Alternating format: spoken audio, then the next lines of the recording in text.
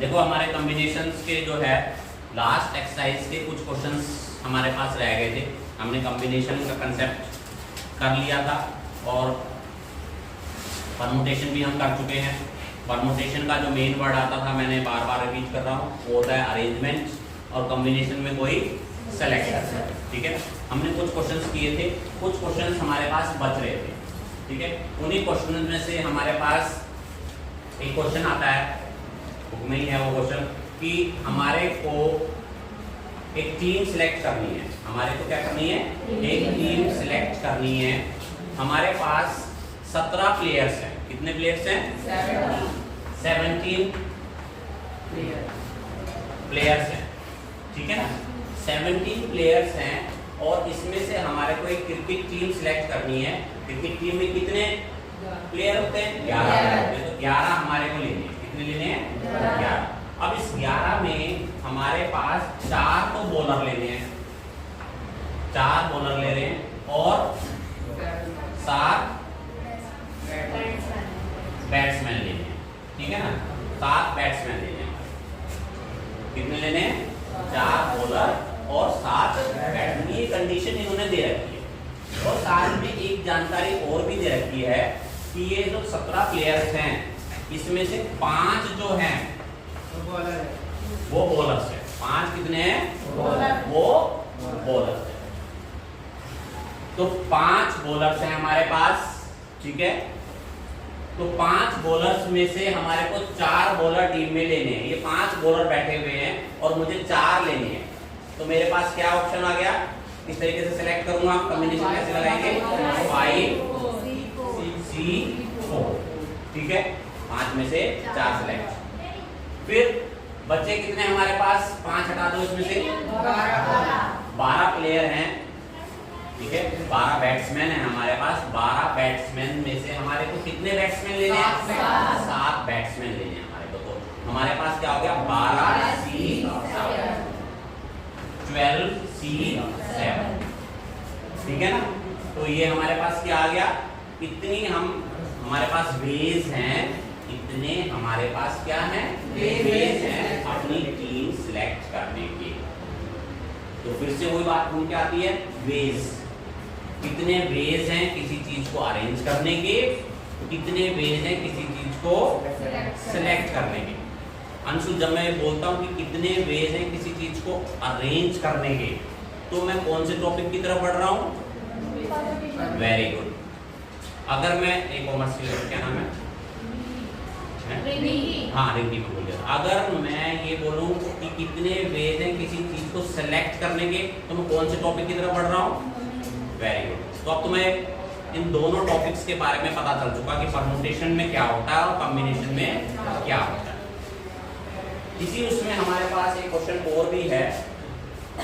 इसी उसमें हमारे पास एक क्वेश्चन और भी है। एक बार मुझे बुक दिखा दे। हाँ, इसमें ही एक क्वेश्चन और भी है। एक बार इसको मिटाओ।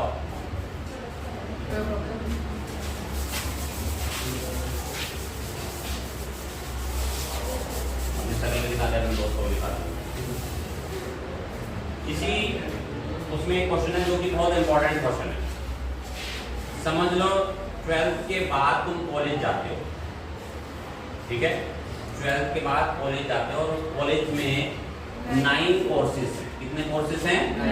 9 सब्जेक्ट्स हैं, कोर्स हैं जो तुम्हें करने हैं। ठीक है, अब 9 में 2 तो कंपलसरी है, मतलब 2 कोर्स तो तुम्हारे को कंपलसरी लेने हैं। समझ लो हिंदी इंग्लिश तो बच्चे को लेने ही लेना है। तो हिंदी इंग्लिश तो लेने ही लेना है उसको। बच्चे कितने और ले सकते हो तुम? नहीं, कितने कोर्स लेने हैं? 5 कोर्स लेने हैं ना। 3 कोर्स और बच्चे ना तुम्हारे को लेने के लिए, यानी तुम्हें 5 सब्जेक्ट चूज करने हैं। टोटल 9 सब्जेक्ट्स हैं उनके पास। टोटल 9 कोर्सेज अवेलेबल है यूनिवर्सिटी में। 9 में से 2 तो तुम्हारे को कंपलसरी लेने ही लेने हैं। 2 सब्जेक्ट तो तुम्हारे को कंपलसरी लेनी है। तो इनमें तो कोई चॉइस है ही नहीं, वो तो मैं ही दूंगा आपको, ये हिंदी इंग्लिश ले लो।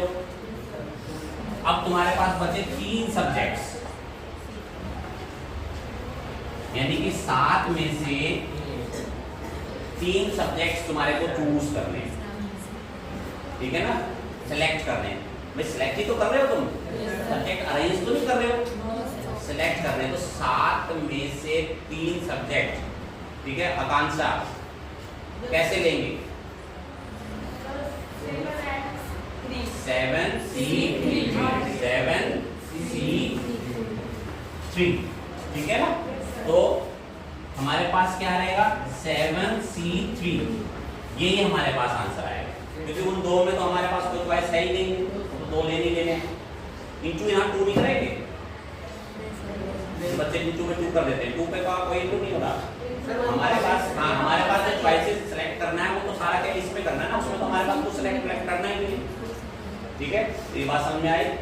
तो ये एक दूसरा डिफरेंट टाइप का क्वेश्चन था, समझे कि नहीं समझे बात? ज्योति मिटा दो।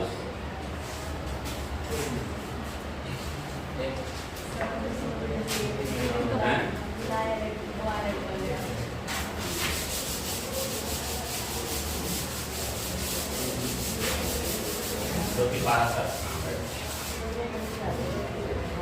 अब नेक्स्ट है हमारे पास एक बहुत इंपॉर्टेंट थ्योरम है, बहुत इंपॉर्टेंट कंसेप्ट है, जो कि ऑब्जेक्टिव पॉइंट ऑफ व्यू से बहुत इंपॉर्टेंट है, ठीक है। और अभी थोड़ी देर पहले मैं एनडीए एग्जाम की बात कर रहा था। एनडीए एग्जाम नेचुरल सी बात है, एनडीए में ऑब्जेक्टिव टाइप क्वेश्चंस रहते हैं, सब्जेक्टिव थोड़ी करने हैं हमारे को, ऑब्जेक्टिव है। तो बिल्कुल परफेक्ट क्वेश्चन बनता है ये कॉम्बिनेशन का एनडीए के हिसाब से। एनडीए में जो सिलेबस आता है वो 11th और 12th का मैथमेटिक्स आता है, पहले 10th तक का आता था, लेकिन अब उसको अपग्रेड कर दिया है। अब कौन सा मैथमेटिक्स आता है? 11th और 12th का मैथमेटिक्स आता है। तो कॉम्बिनेशन का ये परफेक्ट क्वेश्चन है। क्या है इसकी थ्योरम, क्या कहती है? NCA equals to NCB equals to NCB। तो इसमें दो केस आते हैं, या तो A बराबर B रहेगा, A बराबर B, और दूसरा है हमारे पास और N equal to A plus B, N equals to A plus B। देखो क्वेश्चन क्या आता है, अगर मैं एनडीए की बात करूं या आपने यहाँ पर भी ऑब्जेक्टिव की बात करूं जो हम क्वेश्चन पेपर में बनाते हैं, हम ऐसे लिख देते हैं NA7 इक्वल्स टू NA8, ठीक है ना, NA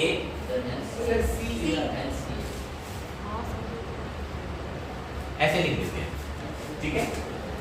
NC7 equals to NC8 और कहते हैं कि फाइंड करो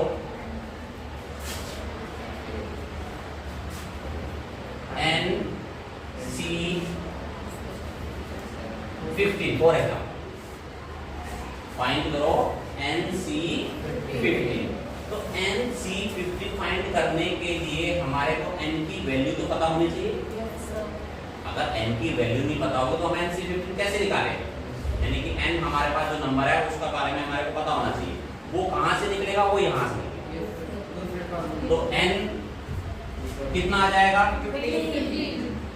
15 आ गया। यानी कि एक्चुअली में ये क्या पूछ रहे हैं? 15C15, यानी 15 फैक्टोरियल अपॉन 15 फैक्टोरियल ही समझ लो 15। NCR का फॉर्मूला क्या होता है? NCR का फॉर्मूला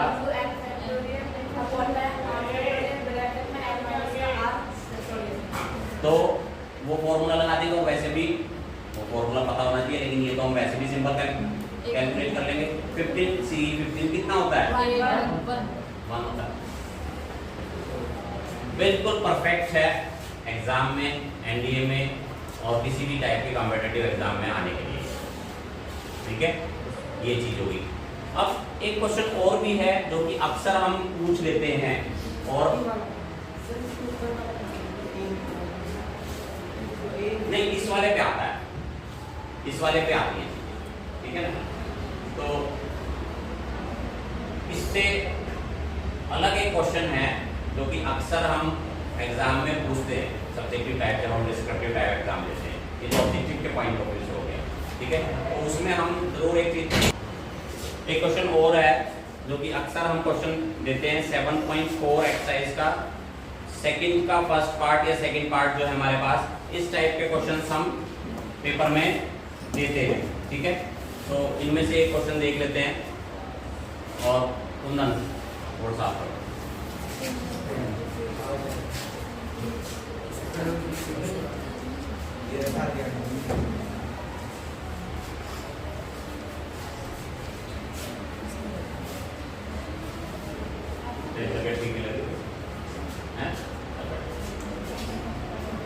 तो क्वेश्चन क्या है हमारे पास, क्वेश्चन में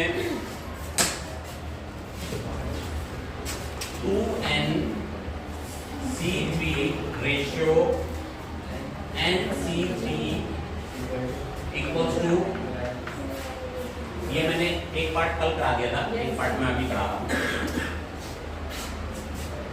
रेशियो दे रखा है हमारे पास और हमारे को n की वैल्यू फाइंड करनी है, तो हम इसको ऐसे लिखेंगे। पहले 2n, इस वाले चीज को लिख रहा हूं मैं, 2n फैक्टोरियल अपॉन 3 फैक्टोरियल और 2n माइनस 3 फैक्टोरियल अपॉन इसको n factorial 3 factorial n minus 3। समझ में बात है यहाँ तक? तो ये 3 फैक्टोरियल से 3 फैक्टोरियल तो कैंसिल हो गया, 3 फैक्टोरियल से 3 फैक्टोरियल, ये वाली चीज हमारे पास ऊपर गई, तो हमारे पास ऊपर आ गया 2n factorial n minus 3 factorial upon 2n minus 3 factorial और n फैक्टोरियल। ठीक है, अब इसे हमें थोड़ा सोल्व करना है, यही हमारे पास एक इंपॉर्टेंट चीज है इसमें। आप यहीं पर बच्चे छोड़ देते हैं क्वेश्चन।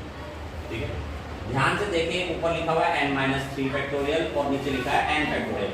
अगर मैं n फैक्टोरियल को खोलूं, ठीक है, ये रिंकी के साइड में लड़की बैठी, क्या नाम है? शिवानी। अगर मैं n फैक्टोरियल को खोलूं, ठीक है ना, तो मेरे पास क्या आएगा? फॉर एग्जांपल अगर मैं 5 फैक्टोरियल को खोलूं तो मेरे पास क्या क्या आएंगे?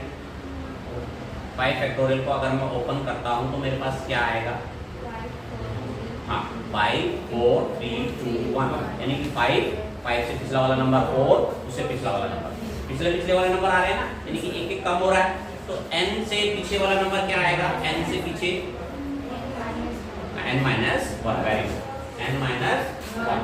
तो इसको हम ओपन करते हैं, देखो मैं इसको भी ओपन कर लेता हूँ साथ के साथ ही। इसी तरीके से ये आ जाएगा मेरे पास 2n माइनस 1, 2n माइनस 2 और 2n माइनस 3 फैक्टोरियल। रुक जाऊंगा अपॉन में 2n माइनस 3 फैक्टोरियल लिखा हुआ है और नीचे ये लिखा हुआ है n फैक्टोरियल। इस n फैक्टोरियल को भी खोल लेते हैं हम। इसको अगर मैं ओपन करूंगा तो ये आएगा n माइनस 1, n माइनस 2 और n माइनस 3 फैक्टोरियल। ठीक है, n minus 3 factorial. n minus 3 factorial से n माइनस 3 फैक्टोरियल कैंसिल हो गया। ये वहां तक हमारे को चलाना पड़ता है देख करके, चीजों को ऑब्जर्व भी तो करना है, न्यूमरेटर में कहां तक चीजें हैं और डिनोमिनेटर में कहां तक क्या चीज लिखी हुई है। ये कट गया हमारे पास, ये चीज हमारे पास ये कट गई। अब मेरे पास बच गया कितना? 2n माइनस 2, 2n माइनस 1 और 2n ब्रैकेट में नीचे n माइनस 2, n माइनस 1 और इक्वल्स टू में हमारे पास रेशियो जो दे रखा था 11/1 का हमारे पास रेशियो दे रखा था, वो चीज हमने लिखी। ये क्लियर हुआ यहाँ तक? अब इसे हमें सोल्व करना है। अब चीज देखो कौन कौन सी चीज कैंसिल आउट हो रही है ऊपर नीचे से। एक तो हमारे पास दिखाई दे रहा है n कैंसिल हो रहा है, तो ठीक है, और एक हमारे पास कैंसिल क्या हो रहा है? इसमें से हम 2 कॉमन लेते हैं, n-1 बच जाएगा। ठीक है, तो ये हमारे पास कितना हो गया? मैं डायरेक्ट कर देता हूँ, इसको 4 लिख देता हूँ मैं नेक्स्ट स्टेप में, 4 और ये हो गया मेरे पास n-1। 4 कैसे आया? 2 इसका कॉमन था और 2 और 2n-1 अपॉन में n-1 आगे पीछे लिख देते हैं और n-2 ये कैंसिल हो गया। ठीक है, इक्वल्स टू 11 है हमारे पास।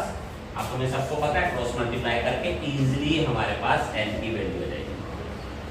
फर्स्ट पार्ट मैंने तुम्हारे को कल सिखाया था, फर्स्ट पार्ट पे भी मैंने फोकस किया था और सेकंड पार्ट पे भी, दोनों पार्ट्स में से, और एक इसमें एग्जांपल में भी ऐसा है, ठीक है ना। इन दोनों पार्ट्स में से अभी जो मैं मंडे को यूपी लूंगा 100% क्वेश्चन, कोई मतलब नहीं है कि मैं क्वेश्चन ना दूं इस टाइप का, जरूरी नहीं है कि एक ही क्वेश्चन दूं, मैं थोड़ा सा क्वेश्चन के अंदर चेंजेस कर सकता हूँ, ठीक है। कंसेप्ट पूरा का पूरा यही रहेगा, पूरा कंसेप्ट यही रहेगा। तो यहाँ पर हमारे पास कॉम्बिनेशन वाला टॉपिक कंप्लीट होता है और कॉम्बिनेशन और परमुटेशन का पूरा चैप्टर मंडे को टेस्ट दिया जाएगा। मंडे को 5 क्वेश्चन दिए जाएंगे, हैं? हाँ कोई बात नहीं, 5 क्वेश्चन होंगे और 5 में से हमारे पास 20 नंबर का टेस्ट होगा, ठीक है। इस पूरे चैप्टर को अच्छी तरीके से रिवाइज करना। 5 दिन की छुट्टी है, हर एक बच्चे का बिल्कुल एक एक क्वेश्चन होना चाहिए और साथ में टेस्ट की तरीके से देंगे, ऐसा ना दें कि कोई भी घसीटा मार के ना लिखे, ठीक है ना। तो ये चीजें ध्यान में रखें।